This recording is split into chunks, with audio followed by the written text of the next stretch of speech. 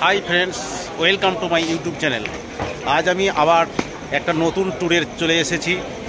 আমরা seal root ভ্রমণ করব। বর্ধমান স্টেশন থেকে যাচ্ছি কাঞ্চনকন্যা এক্সপ্রেস। এখন রাত 10টা বাজে, 10টা 10-এ আমাদের ট্রেন বর্ধমান স্টেশন থেকে আমরা শিলিগুড়িতে পৌঁছাবো সকাল 8টার সময়। তো ভিডিওটি শুরু থেকে শেষ পর্যন্ত থাকুন, আর ভালো লাগলে আমার চ্যানেলটিকে সাবস্ক্রাইব করুন।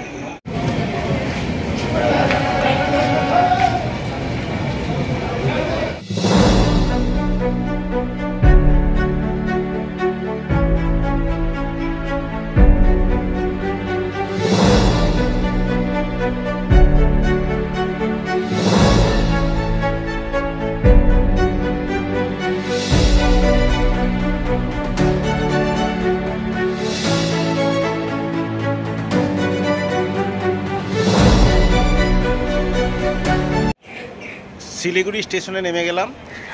এই শিলিগুড়ি স্টেশনে এসে পৌঁছালো 8টা 10 মিনিটে। 8টাতে আসার কথা, কিন্তু 10 মিনিট লেট করেছে।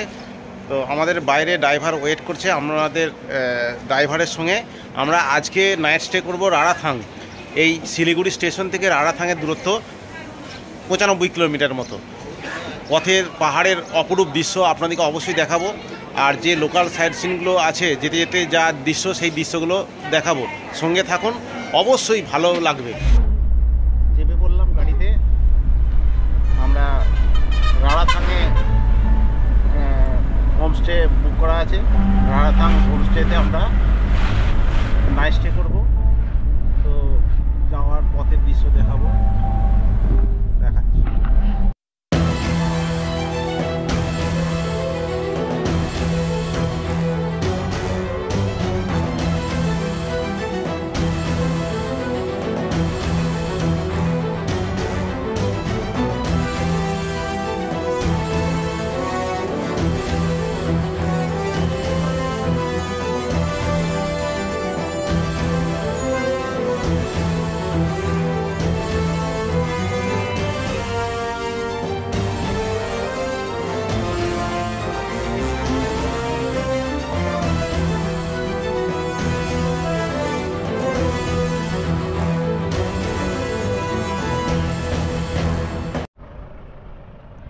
শিলিগুড়ি থেকে গাড়ি করে আমরা চলে এলাম করোনেশন ব্রিজের কাছে। দেখুন করোনেশন ব্রিজটাকে আপনাদেরকে দেখাচ্ছি। এখান থেকে করোনেশন ব্রিজ কিন্তু খুব সুন্দর লাগে, যাকে তিস্তা ব্রিজ বলা হয়। দেখাচ্ছি, তিস্তার জল কিন্তু এখন ঘোলা তিস্তার জল। আকাশ বেশ পরিষ্কার স্বচ্ছ।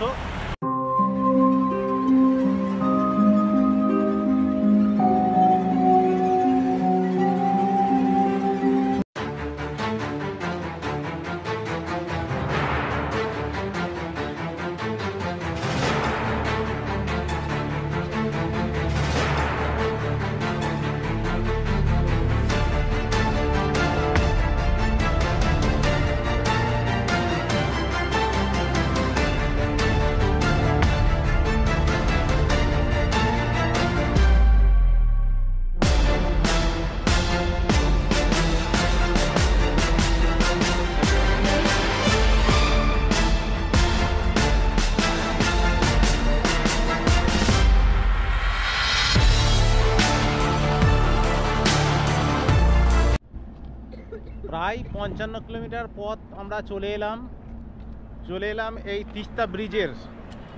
30টা ব্রিজ। এখানে তিস্তা নদীকে খুব সুন্দর দেখায়। দেখুন এই যে এখানে তারাশোক বৌদ্ধ ধর্মের বিভিন্ন বাণী বা বৌদ্ধ ধর্মের বিভিন্ন জিনিস এখানে রাখা রয়েছে। আর তিস্তা ব্রিজে দেখুন দেখাচ্ছি আমি, তিস্তা নদী কিন্তু যথেষ্ট সুন্দর। এই দিক সাইডটা হচ্ছে দার্জিলিংয়ের সাইড।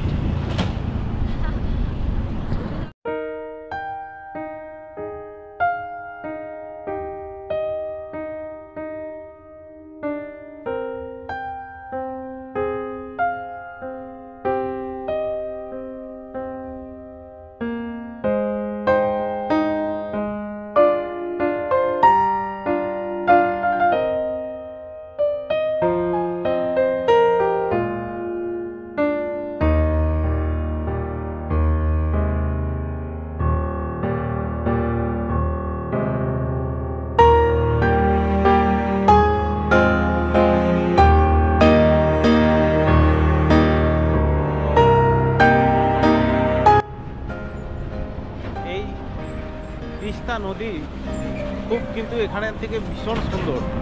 আর এই যে রাস্তাটা চলে যাচ্ছে, এই রাস্তাটা কিন্তু দার্জিলিং যাওয়ার রাস্তা। এখান থেকে প্রায় 60 কিলোমিটার দূরে দার্জিলিং।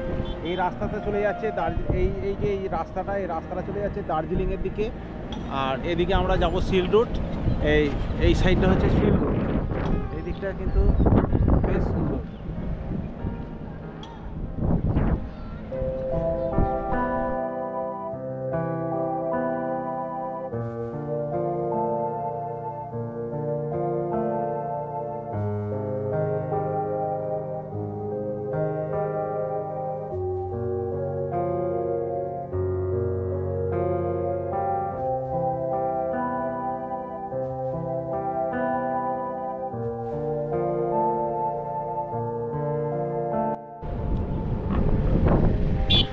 তিস্তা ব্রিজ দেখা হলো।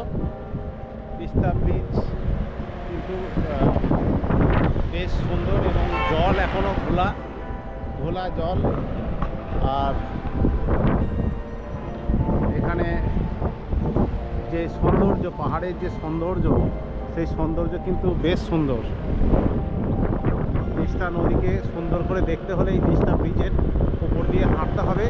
এবং এখানেই তিস্তা ব্রিজের বেশ সুন্দর লাগে এখান থেকে। তো চলুন আমরা এরপরে যাই। পাশে কোনো জায়গায় আরও কোনো কিছু দেখার থাকলে আপনাদেরকে দেখাবো। চলুন যাই। তিস্তা ব্রিজ পার হয়ে চলে এলাম। এখান থেকে দেখুন তিস্তা ব্রিজকে একদম ভীষণ সুন্দর লাগছে। তিস্তা ব্রিজকে দেখাচ্ছি।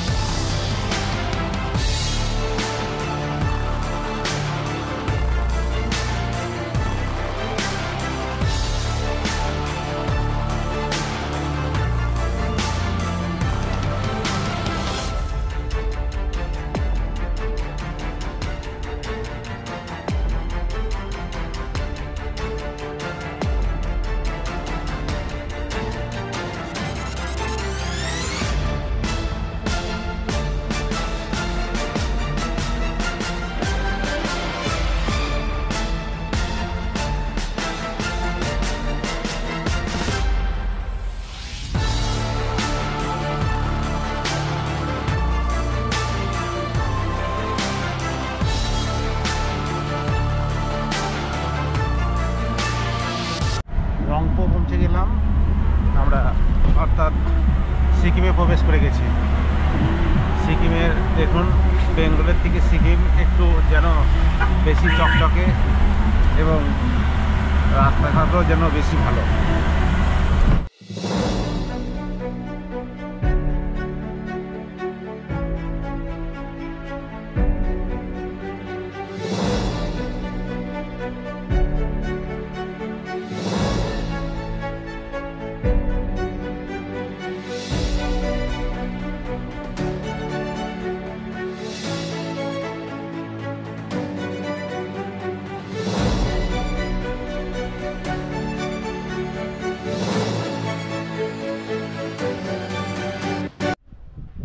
আমরা পৌঁছে গেলাম শিলিগুড়ি থেকে প্রায় 91 কিলোমিটার জার্নি করে পথের দৃশ্য দেখতে দেখতে আমরা পৌঁছে গেলাম এই বনলতা হোমস্টেতে। রাড়াথাং, যেটা সিকিমের মধ্যেই অবস্থিত, শিলিগুড়ি থেকে 91 কিলোমিটার দূরত্ব। তো এই বনলতা হোমস্টেটা যথেষ্ট সুন্দর, দুদিকে পাহাড়, পাহাড়ের কোলে। এই যে এইরকম হোমস্টেতে থাকার অভিজ্ঞতা কিন্তু আমার আগেও আছে, বেশ ভালো লাগবে আশা করছি।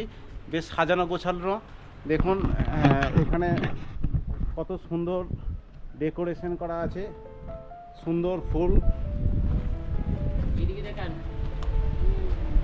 ওইদিকে দাদা এসছে, দাদা দেখাচ্ছেন, ওইখান থেকে পাহাড় দেখছেন। আর এটা হচ্ছে গেটের এন্ট্রান্স, রিসেপশন এইদিকে।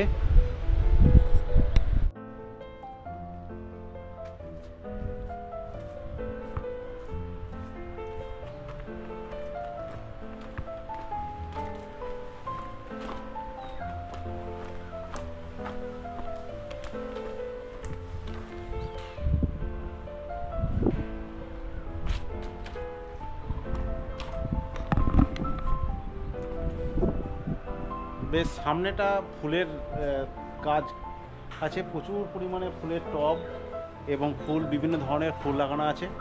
আর রিসেপশনটাকে আমি দেখাচ্ছি, রিসেপশন এটা, সেখানেও বেশ সুন্দর, পাহাড়ের মাঝখানে এই বনলতা হোমস্টে। আর এটা হচ্ছে ডাইনিং হল, এখানে আসলে খাওয়ার জায়গা, টুরিস্টরা এখানে খেতে পারেন। আর আমাদের রুম হচ্ছে অ্যাকচুয়ালি দোতলায়। ইরিন ফারিয়া কোনো একটা বদমাইশি করার জন্য নিশ্চয়ই বেরিয়েছে।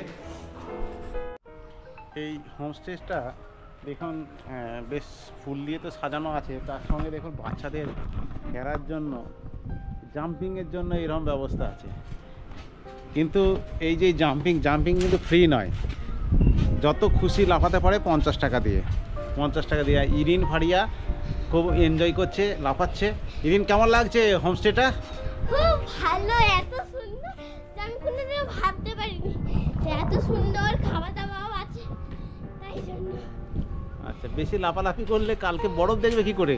কালকে ওইখানে গিয়ে লাফালাফি করবো। ওখানে গিয়ে লাফালাফি করলে তো অসুস্থ হয়ে যেতে পারো। কিভাবে অসুস্থ হবো? ঠিক আছে, লাফালাফি করো।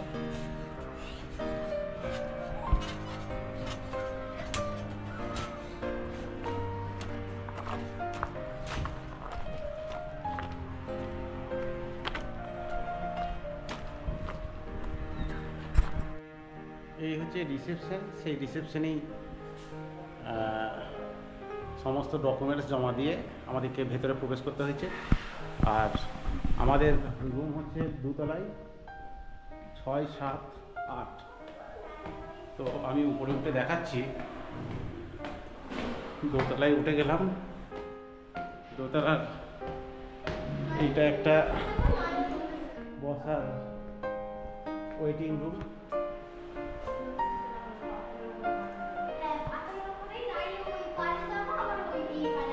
আমাদের রুমটাকে দেখাচ্ছি।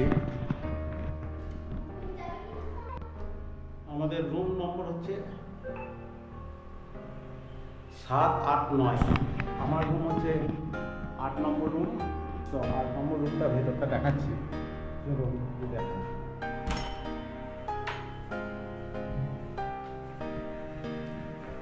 ডবল বেডের রুম,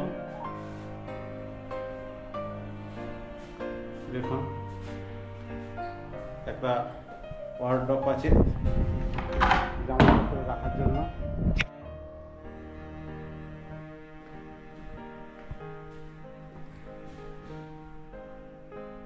এই হচ্ছে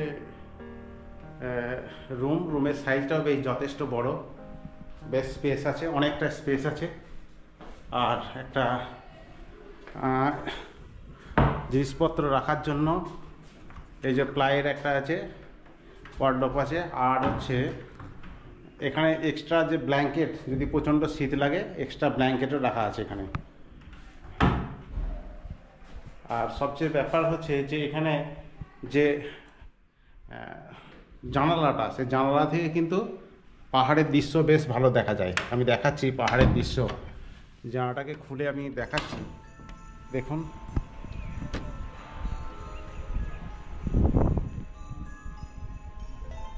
কলা গাছের জঙ্গল আর পাহাড়ের ভিউ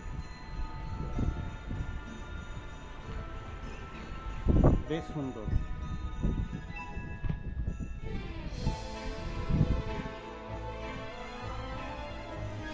চলুন এবারে বাথরুমটাকে দেখাচ্ছি, বাথরুমটা দেখতে কেমন দেখি।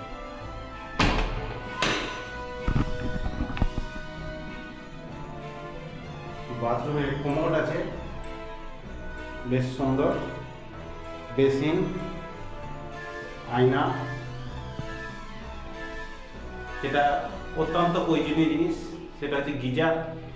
গিজারও ঠিকঠাক কাজ করছে। বেশ বাথরুমের স্পেসটাও যথেষ্ট বড়।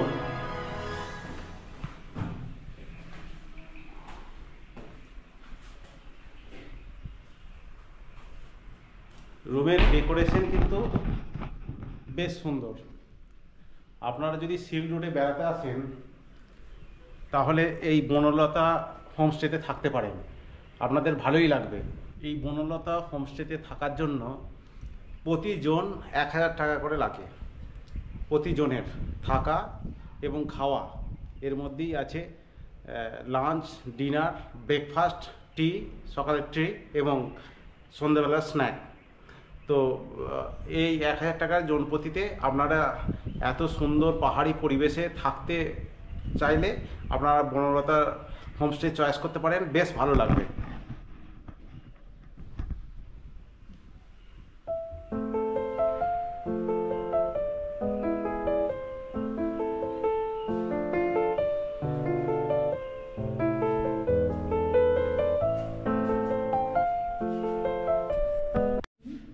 আমাদের আরেকটি রুম 109 নম্বর রুম। সেই 109 নম্বর রুমের জানালা থেকে ভিউটাকে দেখাচ্ছি আপনাদেরকে।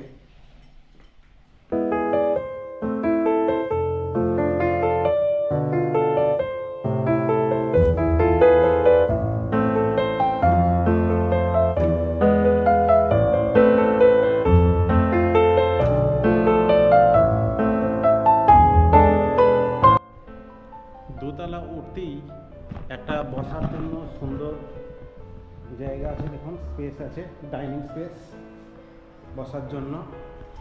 সেখান থেকে পাহাড়ের ভিউ এবং নদীর ভিউ দেখাচ্ছি আপনাদেরকে। বেশ সুন্দর ডেকোরেশন। এই ঝাড়বাতি আর নদী এবং পাহাড়ের দৃশ্য আপনাদেরকে দেখাচ্ছি।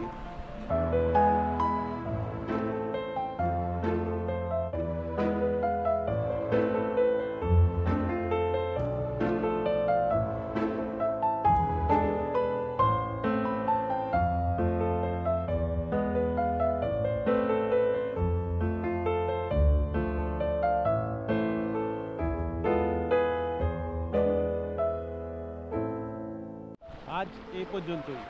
যদি এই ভিডিওটি আপনাদের সামান্য ভালো লেগে থাকে চ্যানেলটিকে সাবস্ক্রাইব করবেন।